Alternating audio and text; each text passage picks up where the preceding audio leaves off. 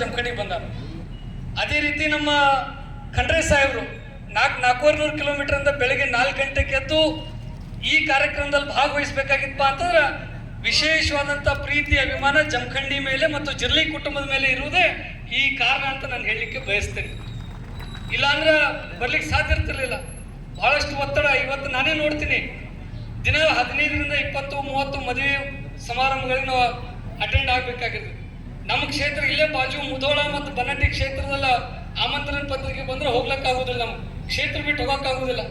ಆದ್ರೆ ಖಂಡ್ರೆ ಸಾಹೇಬರು ತಮ್ಮ ಬಾಲ್ಕಿ ಮತಕ್ಷೇತ್ರ ಇಡೀ ರಾಜ್ಯದಲ್ಲಿರುವಂಥ ಅನೇಕ ಕೆಲಸ ಕಾರ್ಯಗಳನ್ನು ಬಿಟ್ಟು ಇವತ್ತು ಜಿರ್ಲಿ ಪರಿವಾರದ ಒಂದು ಆಸ್ಪತ್ರೆ ಉದ್ಘಾಟನೆಗೆ ಬಂದಾರಪ್ಪ ಅಂತಂದ್ರೆ ನಮ್ಗೆ ಅತ್ಯಂತ ಸಂತೋಷದ ಸಂಗತಿ ಅಂತ ನಾನು ಹೇಳಲಿಕ್ಕೆ ಬಯಸ್ತೇನೆ.